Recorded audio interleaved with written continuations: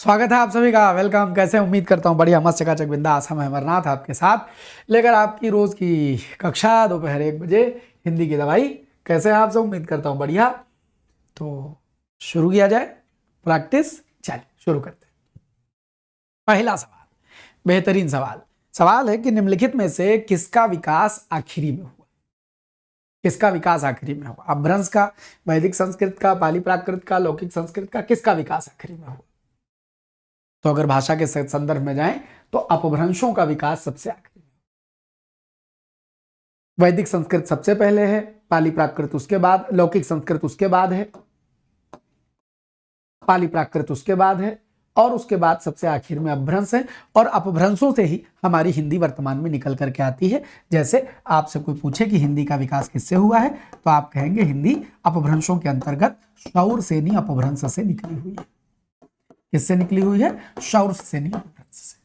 अपभ्रंश भाई, अपभ्रंश से निकली हुई।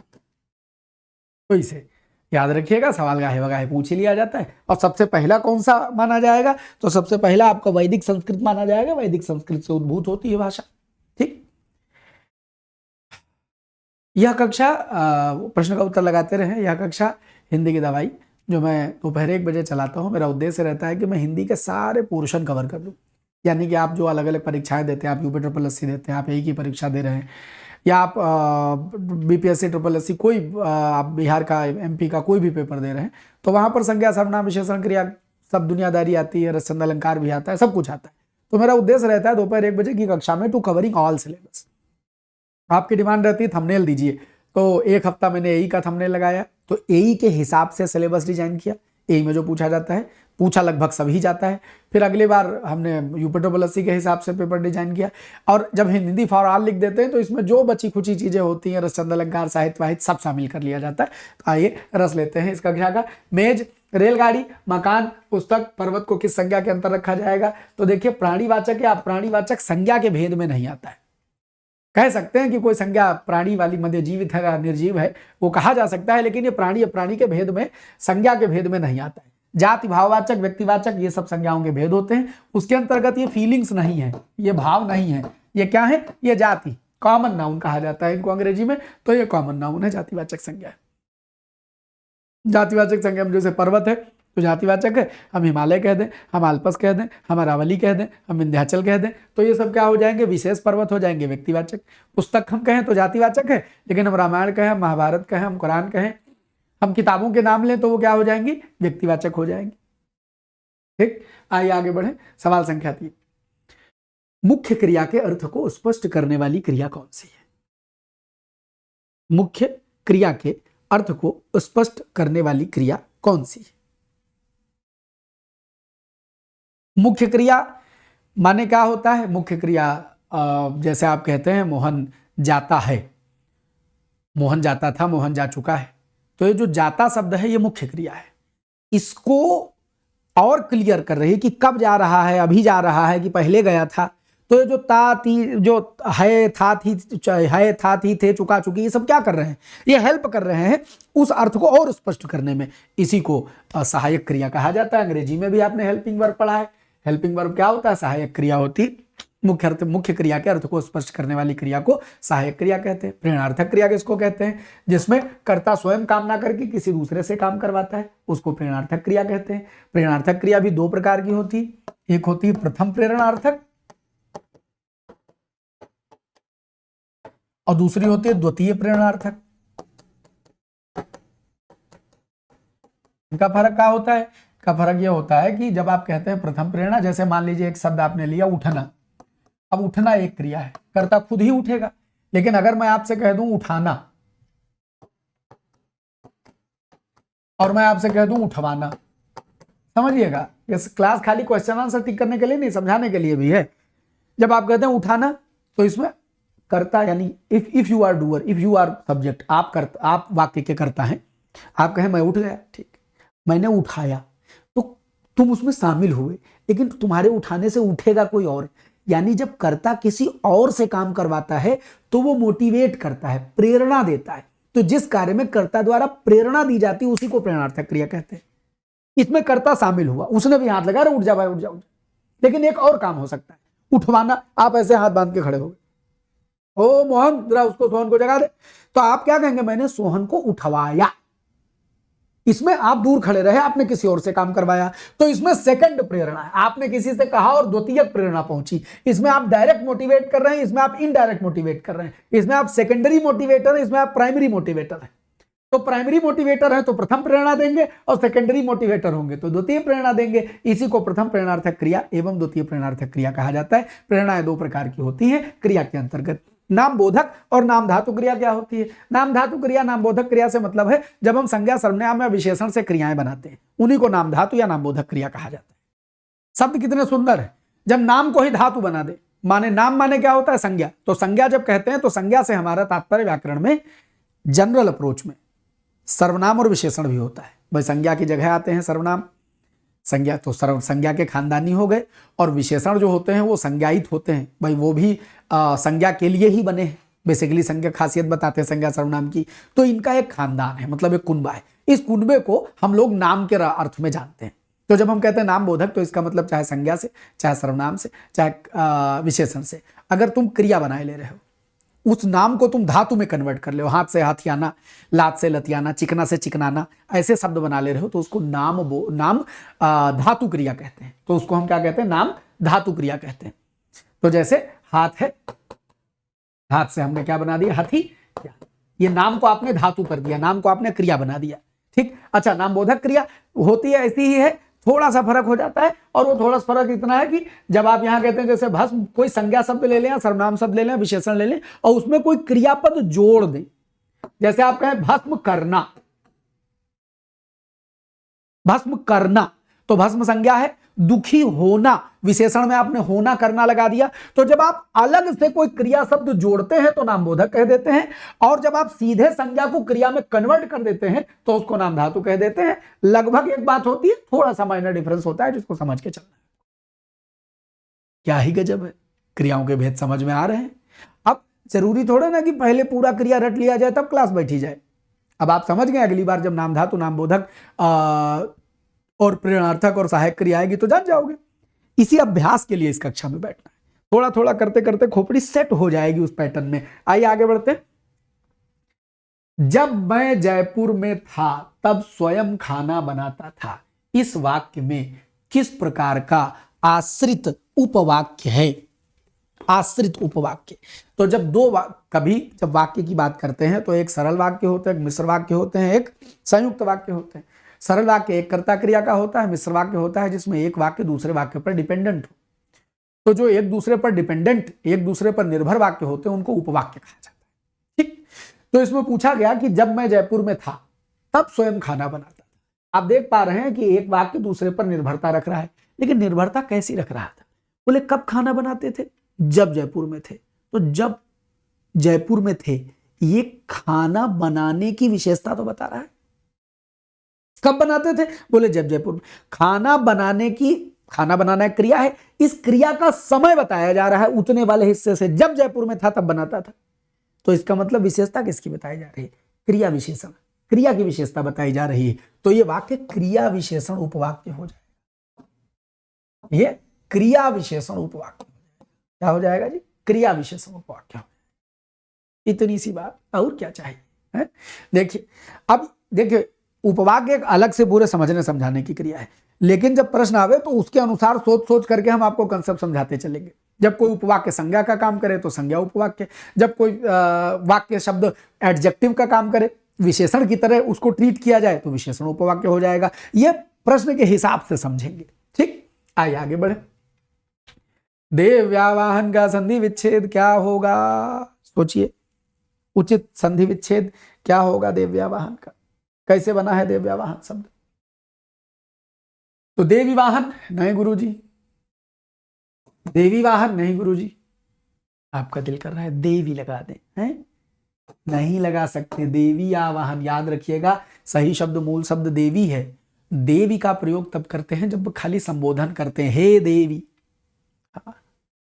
वैसे मूल शब्द देवी है, या देवी सर्वभूतेषु शक्ति रूपेण संस्थिताम, तो देवी ही शब्द प्रचलित है, देव देवी ये शब्द प्रचलित है, देवी संबोधन में आता है, तो मूल शब्द के तौर पर तो देवी ही चलेगा ना। तो जब संधि करोगे तो मूल शब्द देवी और आवाहन जब करोगे तो क्या होगा, दे।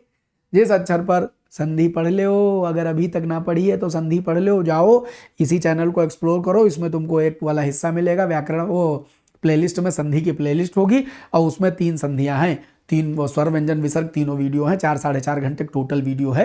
तो टुकड़ों में अगर आप वो तीनों वीडियो पढ़ लेंगे तो संधि बेड़ा पार हो जाएगा। तो जिस अक्षर पर मात्रा लगी है उस अक्षर को करेंगे आधा, ई और भिन्न स्वर मिलके बनाएगा या, आगे लगा देंगे बड़ा आ, ये बड़ा की मात्रा उस पर चढ़ जाएगी, आगे वाहन कर देंगे। देव्यावाहन माने देवी का आवाहन करना, देव्यावाहन माने देवी का आवाहन करना। संधि कौन सी हो गई, याण संधि हो गई।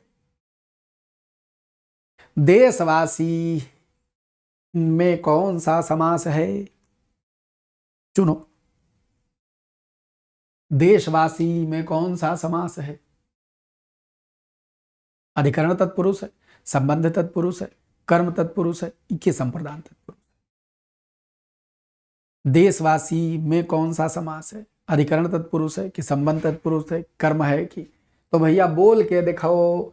तत्व हैं तो सब तत्पुरुष, तत्पुरुष के माने का है कि बीच से कारक चिन्ह का लोप हो जाए और जिस कारक का लोप हो जाए वही समास बन जाता है। अधिकरण का चिन्ह में पर होता है, संबंध का चिन्ह का की के होता है और कर्म का चिन्ह को होता है, संप्रदान का चिन्ह के लिए होता है। तो देशवासी तोड़ोगे तो क्या बनेगा, देश का वासी, तो का वासी बनेगा, तो का क्या है, संबंध है, तो संबंध है तो संबंध तत्पुरुष लगा दीजिएगा। क्या लगा देंगे जी, संबंध तत्पुरुष लगा देंगे, देश का वासी संबंध तत्पुरुष। तो भाई का की के से हमने इसको बना लिया, देशवासी, देश का वासी, संबंध तत्पुरुष। निम्नलिखित में से देशज शब्द कौन सा है, इतिहास या स्रोत के आधार पर शब्दों के 4 भेद कहे गए हैं, तत्सम, तद्भव, देशज और विदेशी। इसी को उत्पत्ति अथवा व्युत्पत्ति भी कहा जाता है। तो आप इतिहास या स्रोत कह दीजिए, उत्पत्ति कह दीजिए, व्युत्पत्ति कह दीजिए, के आधार पर 4 हैं, तत्सम, तद्भव, देशज, विदेशी। ये जो जिंदगी है ये अरबी फारसी में चला जाएगा, ये सांप जो है वो सर्प का तद्भव है, जो डॉक्टर है ये विदेशी शब्द है, ये जो लोटा जो शब्द लिखा हुआ है यही देशज शब्द है, यही देशज शब्द है। ये कंफ्यूजन दूर कर लीजिए, लिखा हो इतिहास या स्रोत, स्रोत माने जहां से कोई चीज निकली, या लिखा हो उत्पत्ति, या लिखा हो इसी उत्पत्ति में वी उपशब्द लगा करके व्युत्पत्ति, उत्पत्ति, तो ये शब्द बनेगा व्युत्पत्ति। एक कई चीज है और ये आपकी सीसाइड में पूछा गया है, लोगों ने बहुत बवाल मचाया है। वासुदेव नंदन जी ने साफ लिखा है, चाहे इतिहास लिखा हो, चाहे स्रोत लिखा हो, चाहे उत्पत्ति लिखा हो, चाहे व्युत्पत्ति लिखा हो, इसके आधार पर शब्द 4 हैं, तत्सम, तद्भव, देशज और विदेशी। अब अगर इसमें आ जाए क्या कहते हैं, रचना या बनावट के आधार पर, तब वो होते हैं रूढ़, यौगिक और योग रूढ़। वो रचना या बनावट के आधार पर होते हैं, निर्माण के आधार, रचना, निर्माण, बनावट सब एक भाव देते हैं उनके आधार पर। इसमें देशज वे हैं जो ग्रामीण एवं क्षेत्रीय परंपरा से हैं, जिनका मूल संस्कृत में नहीं है वे हिंदी के, उन्हीं को देशज का शब्द कहा जाता है। तो लोटा कैसा हो जाएगा, देशज शब्द हो जाएगा। सवाल संख्या 8 पर प्रोसीड करते हैं। घट का अनेकार्थी इनमें से क्या नहीं, जा घट प्रेम न संचरई, घट घट घट घट घट, तो घट क्या नहीं है, तो भैया घड़ा घट है, कुंभ भी घड़ा को कहते हैं तो घट है, घट शरीर को भी कहा जाता है, घट घाट को नहीं कहते, घाट पर जाकर घट को भरा जाता है। घट से हमको याद आया, हमने एक गीत लिखा है, साधो मन लीन हो बैराग, माने साधो मन ने बैराग ले लिया है कि दर्पण दर्पण रूप निहारा, गठरी बांधी गेह सवारा, बेगानी थी अपनी दुनिया, मतलब साधा किया किनारा, होकर पाए खुली है अखियां, अब दिखते हैं दाग, साधो मन लीनो बैराग। इसी में आखिरी पंक्ति है तो गीत का, वहां घट शब्द का प्रयोग किया है कि खेल बड़ा ही ये अटपट है, जीवन क्या है कच्चा घट है। जिंदगी क्या है, कच्चे घड़े की तरह फक से फूट जाती। खेल बड़ा ही ये अटपट है, जीवन क्या है कच्चा घट है। भर ले तू रस भर ले, दुनिया क्या है एक पन घट है। रे पनिहारिन, पनिहारिन आत्मा, रे पनिहारिन फूटेगा घट, एक दिन ये घट जाना ही जाना है। तो घट शरीर का प्रयोग कबीर बाबा बहुत बार किए हैं कि ये तो हमने लिखा है, हाँ, कबीर की वो चेतना के कहीं सहस्रांश में छू गया होगा मन, कहीं चेतना पर जाकर के तो ये गीत उतरा था कि रे पनिहारिन फूटेगा घट, सोई क्यों है जाग, साधो मन लीनो बैराग। तो भैया मन वैराग ले लिया है। घाट जहां पानी भरा जाता है, नदी का किनारा, और शरीर घट घड़ा, ये सब समानार्थी भाव में प्रयोग किए जाते हैं। तो घट का अनेकार्थी घाट नहीं है। आगे बढ़ते हैं। अनुलोम का इनमें से विलोम क्या होगा, जबर खेला है। अनुलोम का विलोम क्या होगा? तो मास्टर साहब, अनुलोम का विलोम विलोम ही होता है। अनुलोम माने सीधा और विलोम माने उल्टा। तो चाहे विलोम कहो और चाहे प्रतिलोम कहो, एक कई बात है। चाहे विलोम कहो चाहे प्रतिलोम कहो, एक कई बात है। अनुलोम का उल्टा विलोम होता है, अनुलोम का उल्टा प्रतिलोम होता है। अनुलोम विलोम कैसे आपको याद है, रहना चाहिए। बाबा रामदेव कहता है चलो अनुलोम विलोम करो,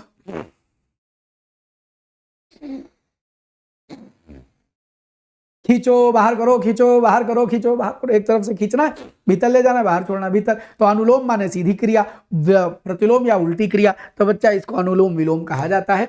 माने अनुलोम का उल्टा अनुलोम माने सीधा चलना, विलोम या प्रतिलोम का मतलब उल्टा चलना। ये विलोम है, दोनों समान रूप से विलोम है अनुलोम के। आगे बढ़े।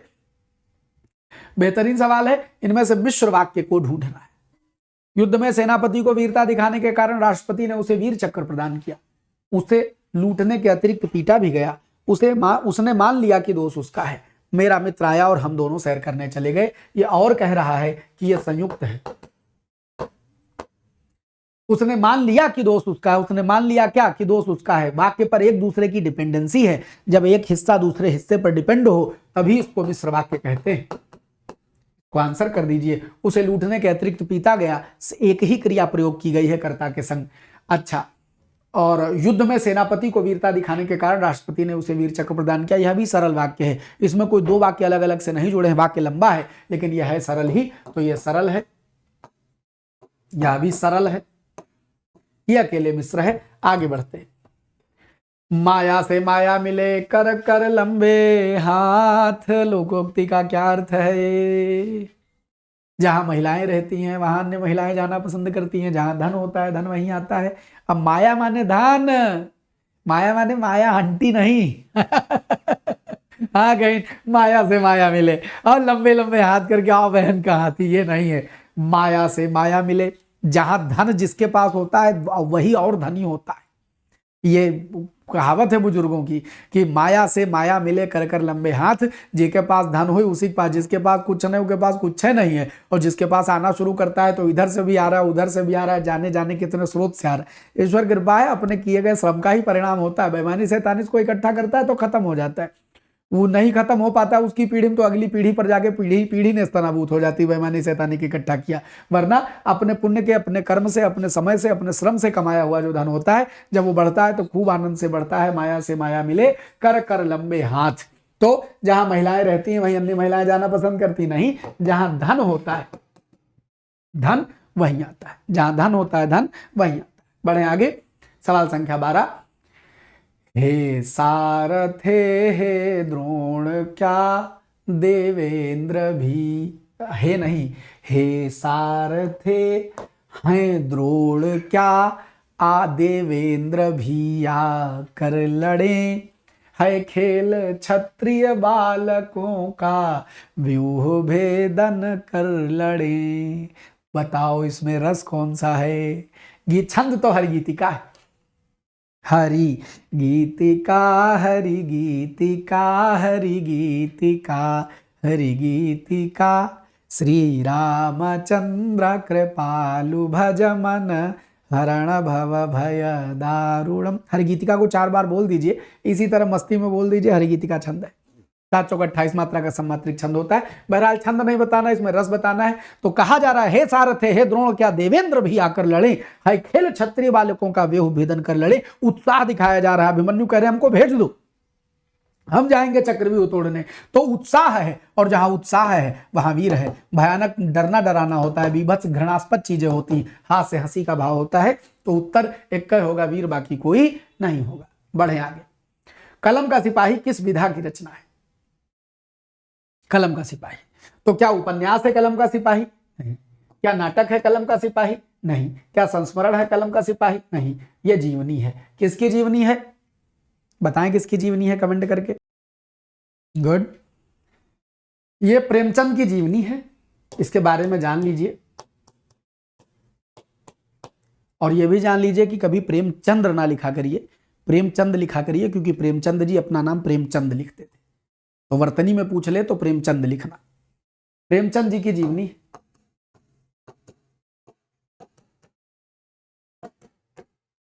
और इसके लेखक हैं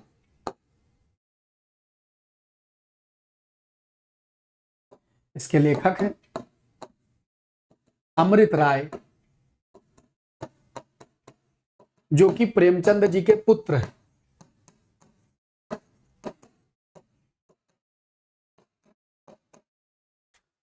याद रखिएगा, ये फैक्ट बहुत जबरदस्त है। कलम का सिपाही किस विधा की रचना है? जीवनी है। और ये जीवनी किसने लिखी है? जीवनी लिखी है उनके पुत्र अमृत राय ने लिखी है। बढ़े चलो, सवाल संख्या 14। गुणवाचक विशेषण किस वाक्य में? क्वालिटेटिव एडजेक्टिव कहां है? मुझे मोहन को अभी भी 100 रुपए देने हैं, मुझे 5 किलो आटा चाहिए, यह भूखंड आयताकार है, यह गुलाब सबसे अधिक दिखाई पड़ रहा है। इसमें गुणवाचक क्वालिटी कहां बताई जा रही है? क्वालिटी। तो 100 रुपया, तो ये तो गिनती गणना करवा रहा है। 5 किलो आटा, ये वजन बता रहा है। और यह गुलाब सबसे अधिक दिखाई पड़ता है, इसमें अधिक दिखना, वो भी इसमें कोई आ ही नहीं रहा है, सार्वनामिक विशेषण बन जा रहा है। यह गुलाब, बस इससे ज्यादा नहीं कह सकते।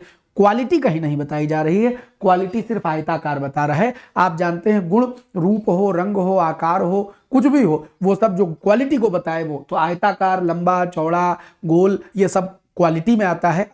तो भूखंड कैसा है? आयताकार है, गुणवाचक विशेषण हो जाएगा। ठीक है, आगे बढ़े। सवाल संख्या 15। अंबरपन घट में डूबो रही, तारा घट ऊषा नागरी, बीती विभावरी जागरी। अलंकार कौन सा है? शब्द बड़े प्यारे प्यारे हैं, मैं शब्द का अर्थ बताता हूं, तब तक आप उत्तर दीजिए। अंबर माने आकाश, अनघट माने घाट, पानी भी तो आप जानते ही हैं, तो सरोवर या जलाशय का किनारा या नदी का किनारा पनघट होता है। और तारा माने तारे, और घट माने घड़ा, ऊषा माने सुबह, नागरी माने नगर में रहने वाली स्त्री अर्थात साधारण स्त्री। बड़ा जबर अर्थ निकलता है। आकाश, सुबह हुई है, बीती विभावरी जागरी, रात बीत गई है तारों भरी, अब जागरी। अब क्या हो रहा है? अंबर पनघट माने अंबर आकाश रूपी पनघट में, तारा घट तारे रूपी घड़े, भाई तारे डूबते चले जा रहे हैं जैसे जैसे दिन होता चला जा रहा है। ऊषा नागरी माने सुबह रूपी स्त्री, सुबह रूपी स्त्री तारे रूपी घड़ों को अंबर रूपी पनघट में डुबो रही। तो यहां जब उपमेय और उपमान में भेद रहित आरोप कर दिया जाए, अंबर को सीधे पनघट, तारों को सीधे घट और उषा को सीधे यानी सुबह को सीधे नागरी या स्त्री कहा जाए, तो यह अलंकार सिर्फ और सिर्फ रूपक होता है। याद रखना, एग्जाम्पल रटने से अलंकार नहीं निकलेगा, शब्द का अर्थ समझने से निकलेगा, और हो ही नहीं सकता है कि बिना उत्तर दिए चला जाए आपको। ठीक है, तो अंबर पनघट में डुबो रही, तारा घट उषा नागरी में रूपक हो जाएगा। आगे बढ़ते हैं। बहुत बेहतरीन छंद बताओ, छंद। काहे जू पावे कौन विद्या धन उद्यम बिना, जो पंखे की पौन बिना डुलाए ना मिले। दी गई पंक्तियां कौन सी छंद है? तरीका वही। यदि आप दोपहर 1 बजे की श्रृंखला नियमित देख रहे हैं तो आपको मालूम होगा क्या किया जाना चाहिए। देखिए, चौपाई की धुन उठाओ। मंगल भवन अमंगल हारी, काहे जू पावे कौन विद्या धन उद्यम बिना। नहीं आ रहा है। दोहे की धुन उठाओ। कबीरा खड़ा बाजार में, लिए लुकाठी हाथ, काहे जू पावे कौन विद्या धन उद्यम। नहीं आ रहा है, बनाना पड़ रहा है। तो दोहा भी नहीं है। मात्रा गिनना अंतिम उपाय है। अब रोला और सोरठा तो जानते नहीं गुरुजी, तो आपको एक तरीका बता दे रहा हूं, देखते ही सोरठा पहचान जाओगे। रोला 24 मात्रा का छंद होता है, सममात्रिक छंद होता है। 4 लाइन कम से कम लिखी जाती है, ऐसे 1 2 3 4 ऐसे ऐसे लिखी जाती है। खैर नहीं लिखी है तो कोई बात नहीं है। ये सोरठा है। सोरठा की पहचान आपको बताया दे रहा हूं। देखो, दुनिया में कोई दोहा तुम उठाओ और दोहे को उलट दो तो सोरठा हो जाता है। खाली देख के पहचानना सिखा दे रहा हूं। देखो, ये दोहा हम लिखते हैं, दोहा लिखते हैं जो तुमको याद हो। हनुमान चालीसा वाला ले ले, हाँ, वही ले लेते हैं। श्री गुरु चरण सरोज रज,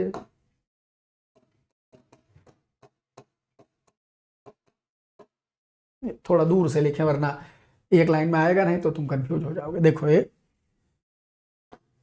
श्री गुरु चरण सरोज रज, चरण सरोज रज,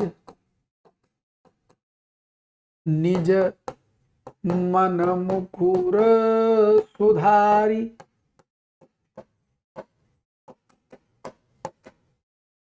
बर नव रघुबर विमल जस, बर नौ रघुबर विमल जस, जो दायक फल चारी। कबीरा खड़ा बाजार में, लिए लुकाठी हाथ, जो घर बार अपना, चले हमारे साथ। उसी धुन में कहो। श्री गुरु चरण सरोज रज, निज मन मुकुर सुधारी, बर नौ रघुबर विमल जस, जो दायक फल चारी। एक तरीका है जो रटा हुआ है कि 13-11 मात्रा होती है। हम कहते हैं मात्रा बाद में गिन लेना भाई। एक एक छंद की एक एक धुन याद कर लो। कम से कम चौपाई दोहा तो याद कर लो। एक एक धुन याद कर लो, एक दोहा अपना पेट बना लो और रट लो। परीक्षा में ऐसे खटाक से दिख के निकाल ले जाओगे। अब आप देखिए, दोहा है, दोहक तो पहचान हो गई। गुरु गोविंद दो खड़े, काके लागो पाए, उसी धुन में बैठ रहा है। अब एक बड़ी गजब बात आप देखेंगे, दोहे में ये जो आखिरी शब्द है ये तुक कहा जाता है, धारी चारी। दोहे की खासियत है कि उसके आखिरी चरणों के तुक मिलेंगे। तुक माने वही, क्या बोलती तू, आती क्या खंडाला, क्या करूं मैं, आगे में खंडाला आला। तो ये आला आला जो है इसी को तुक कहते हैं। तो तुक माने आखिरी वाला, आखिरी वाला। ओ क्या है, भले मुझसे छीन लो मेरी जवानी, मगर मुझको लौटा दो बचपन का सावन, वो कागज की कश्ती, वो बारिश का पानी, कहानी, बुढ़िया नानी, आनी आनी आनी आनी, इसको तुक बोलते हैं। तो दोहे की खासियत है कि यह तुक इसका आखिरी में होता है और सोरठा होता है इसका उल्टा। तो जो सोरठा होगा उसका तुक बीच में आएगा। देख के खटाक से लगाएगा। कौन? दोहे का तुक बीच में, दोहे का तुक आखिरी में मिलेगा।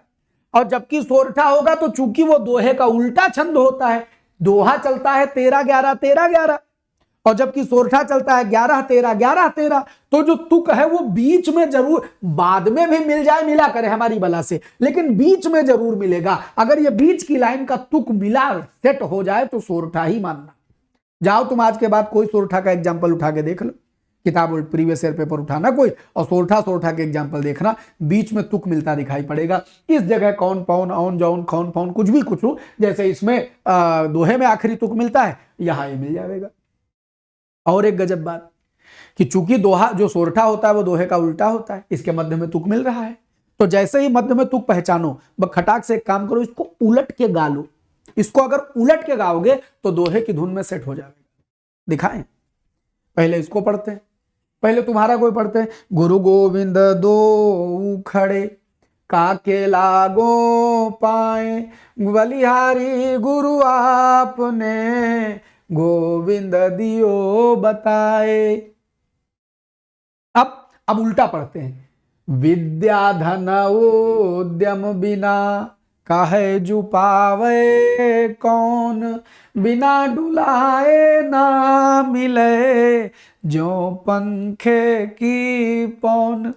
जो भी राइटर हो, कबीरा जो भी हो, कबीरा जो अगर उलट के गा दोगे तो उसको दोहे में आना पड़ेगा, क्योंकि सोरठवा जो है वो है तो दोहा का उल्टा है। तो दोहा एक दोहा कोई गा लीजिए अपने मन का, उसकी धुन बना लीजिए। जरूरी नहीं कि जैसी धुन हमारे पास है, आप अपने किसी सड़ी गली अच्छी बुरी बढ़िया सुर वाली किसी धुन में बना लो, अपना एक दोहा याद कर लो, और तुम उस दोहे को जिस फ्लो में पढ़ो, सामने वाले सारे एग्जाम्पल वाले दोहे को उसी फ्लो में पढ़ो, जो उसी फ्लो में आ जाएगा उसको दोहा होना पड़ेगा। यह मजा है, यही मजा है धुन। और बाकी परिभाषा यही होती है, आओ गिन लो, ये 11 13 11 13 होगा। एक तरीका जो तुमको रटा हुआ है वो ये 11 13 गिन लो। का है, एक कलर बदल लो, का है जू पावे कौन विद्या, नहीं विद्या, ये भैया डबल मात्रा लगेगी। काहे लगेगी डबल? क्योंकि ये जो आधा दा है इसका द्या का, वो इसको डबल कर देगा। धन उद, ये भी डबल लगेगा। उद या म बी ना, आओ गिन लो, 1 2 3 1 4 2 6 2 8 2 10 1 11, यहाँ तक 11 है। अब आगे गिनो 13, 2 2 4 2 6 2 8 2 10 11 2 13, 13 मात्रा हो जाएगी। छंद में मात्रा कैसे पहचाने, इसका एक वीडियो पड़ा हुआ है हमारे वीडियोज में, मतलब जो रिकॉर्डेड वीडियो, एक होता है वीडियो का पोर्शन चैनल पर, एक होता है लाइव का पोर्शन। तो वीडियो वाले पोर्शन में जाएंगे, छंद में मात्रा लगाने के नियम एक बार पढ़ लीजिएगा तो मात्रा की गलती नहीं करेंगे। आप समझ जाएंगे कि विद्या में यहाँ दोनों जगह डबल कैसे लगा है, रूल है इसका, वो समझ में आ जाएगा तो खटक से पूरी बात समझ में आ जाएगी। तो भैया छंद हम समझ गए, सोरठा। अब याद रहेगा, दोहे का उल्टा सोरठा होता है। दोहा 13 11 13 11 चलता है, सोरठा 11 13 11 13 चलता है। एक दिन हमने एक दोहा रचा भी था इस पर कि दोहा 13 से शुरू, दोहे में दोहा रचा था कि दोहा 13 से शुरू, सोरठ 13 अंत। दोहा से 13 से शुरू होता है, सोरठा 13 पर खत्म होता है। और चौपाई 16 चले, चौपाई 16 16 16 चलती है। और बरसत बरवय छंद, बरसत माने 12 7, 12 7 12 7 में बरवय छंद चलता है। ये दोहा हमने रचा है, और ये पूरा जो मैंने गाया ये दोहा है। तो याद रखिएगा कि ये सोरठा जो दोहे का उल्टा होता है। आगे बढ़ो, इनमें से पुल्लिंग शब्द का चयन कीजिए। हाउ टू आइडेंटिफाई पुल्लिंग, कैसे पहचाने पुल्लिंग? जेंडर, वाक्य बनाओ, जेंडर पाओ, सरल सा तरीका। शंका की जाती है, लंका जल गई कि लंका जल गया? गुरुजी लंका जल गई। अंश होता है लूट, हुआ कि लूट हुई? गुरुजी लूट हुई। तो गुरुजी एक का अंश या हिस्सा या भाग अकेले है जो पुल्लिंग होने का दावा कर रहा है। रटे कौन जेंडर, नरक हो जाएगा। पता चला जी मसालों के नाम, नदियों के नाम, पर्वतों के नाम, नक्षत्रों के नाम, ऐसे तुम जाके लिस्ट रटो, और जितने जितने नियम लिखे रहते उतने ही अपवाद लिखे रहते है। तुम्हारी समझ की तुम रट पाओगे? रटना नहीं है, तरीका निकालो। शुद्ध हिंदी में उनके लिए कोई शब्द बनाओ। शंका हुई, बोलने में स्त्री है। लंका लगी लंका जली, स्त्री है। अंश निकाल दिया गया, अंश माने हिस्सा, अंश माने भाग, पुल्लिंग, और लूट हुई कि लूट हुआ जी लूट हुई। तो जैसे ही शब्द के साथ कोई क्रिया लगाओगे तो क्रिया चीख चीख के बताती है कि हम जो है वो स्त्री हैं कि पुरुष हैं, तो क्रिया से तुम पहचान ले जाओगे कि वो शब्द स्त्री है कि पुरुष है, माने पुल्लिंग है कि स्त्रीलिंग है, तो अंश पुल्लिंग है। वाद और वाद्य शब्द युग्म का अर्थ बताइए। वाद और वाद्य इस शब्द जोड़े का अर्थ बताइए। वाद और वाद्य। वाद माने झगड़ा, कि वाद माने तर्क, की वाद माने विचार, की वाद माने नदी। नहीं गुरुजी, वाद माने नदी तो किसी सूरत में नहीं होता है। वाद माने, अच्छा वाद माने झगड़ा हो तो वाद्य माने बाजा वाजा होता है, झगड़े झगड़े योग्य तो सेंस नहीं बनता है। वाद झगड़ा नहीं होता, विवाद झगड़ा होता है। वाद के माने होते हैं तर्क और विचार, ये भी होता है और ये भी होता है। लेकिन वाद्य माने तर्क के योग्य नहीं होगा। वाद्य बाजा या बजाने वाला, वाद्य यंत्र माने बजाने वाला यंत्र, तो बेहतर होगा कि आप इसको विचार और बाजा कहते हैं। वाद्य, विचार और बाजा, ये इसको क्या कहते हैं? इस चैप्टर का नाम है समान भाषी भिन्नार्थक शब्द। एक जैसे दिखने वाले लेकिन अलग अलग अर्थ वालों को समान भाषी भिन्नार्थक कहा जाता है। किल्विस का पर्यायवाची, किल्विस किल्विस किल्विस भयंकर, महाविश, पाप, विषैला। भैया शक्तिमान आता था, उसमें एक थे तमराज किल्विश, अंधेरा कायम रहे तमराज किल्विश। तो आप समझिए कि जो किल्विश है इसको पाप बोलते हैं। विषैला, महाविश, भयंकर का कोई मतलब नहीं है, किल्विश माने पाप। किल्विश कितने सुंदर सुंदर सोच के नाम रखे गए थे, बहुत विचार करके। आप देखिए डॉक्टर जयकाल नाम रखा था उसका, तो जयकाल वो भेड़िया गीदड़ जैसा होता है, मतलब वैसा चतुर और बेकार आदमी जयकाल। अब अंग्रेजी नाम रखा था, कहा है कि वो विज्ञान से जुड़ा हुआ आदमी था, तो अंग्रेजी नाम रखा था। बहुत सोच विचार के नाम सब रखे गए हैं। तो आप देखिए किल्विश माने पाप होता है, याद रखेंगे। आगे बढ़े, निम्नलिखित में से तद्भव शब्द का चयन कीजिए, चुनिए, तद्भव चुनिए। निर्यात, क्रोध, कहानी, संपदा। तद्भव, निर्यात संस्कृत है, क्रोध संस्कृत है, संपदा संस्कृत है, कहानी जो है वो तद्भव है। कहानी किससे बना है? कथानिका से बना है। कथानिका को कहानी कहा जाता है। बस इतनी सी मोहब्बत है, इतना सा फसाना है, सिमटे तो दिले आशिक, फैले तो जमाना है। छोटी सी मुलाकात, और इस मुलाकात के साथ ये दवाई यहीं खत्म। रोज दोपहर 1 बजे आया करिए, ऐसे ही 35-40 मिनट 50 मिनट हमको रोज दे दिया करिए। थोड़ा थोड़ा, ज्यादा पढ़ने की बहुत जरूरत नहीं है, थोड़ा थोड़ा रोज देंगे, मजा आएगा। एक साथ है 4 घंटा 12 घंटा पढ़ लो, हफ्ता भर न पढ़ो तो कोई मजा है। और रोज 6-6 घंटा पढ़ोगे तो इरिटेट होगे, बाकी समय क्या पढ़ोगे? तो प्रैक्टिस चाहिए बस। ये प्रैक्टिस आप हमको दोपहर 1 बजे और रात 9:30 बजे दिए करिए, थोड़ी थोड़ी थोड़ी थोड़ी थोड़ी थोड़ी, टिल एग्जाम मजा आने लग जाएगा, मास्टर हो जाओगे। आपके दिल में आवे गुरुजी आपका कोई एप्लीकेशन हो जहां आपका ऐप हम परचेज कर, वो आपका बैच कोई खरीद सके, वो अभी भी सुविधा है। हिंदी भास्कर बाय अमरनाथ हमारा गूगल प्ले स्टोर पर जाइए, एप्लीकेशन है। ये एप्लीकेशन जब डाउनलोड कर लीजिए तो वहां पर आपको बैच मिलेगा। एक हमारा आरो का प्रीलिम्स बैच है, इसको हम गुरुदक्षिणा बैच कहते हैं। ये 501 का है, कुछ जो थोड़ा ऐड वैड हो जाता है वो का गूगल चार्ज वार्ज वो सब मिला के तो 525 का पड़ता है। बाकी एक साफल्य बैच है आरो मेंस का। हाँ, आरो मेंस का, इसमें आलेखन वाला पार्ट कंप्लीट है, बस निबंध होना है। पेपर 26-26 छू रहा है मेंस का, तो थोड़ा आराम से कर लिया जाएगा। हाँ, तो खत्म नहीं है अभी, ये चल रहा है। नैपुण पीसीएस का बैच है, इसकी डेट डिसाइडेड है, ये अपनी गति में चल रहा है। सामान्य हिंदी वाला पोर्शन कंप्लीट होते ही निबंध इसमें शुरू कर दिया जाएगा। और अगर अभी तक आपने एडमिशन ना लिया और मेंस की तैयारी कर रहे हो तो जरूर ले लीजिए।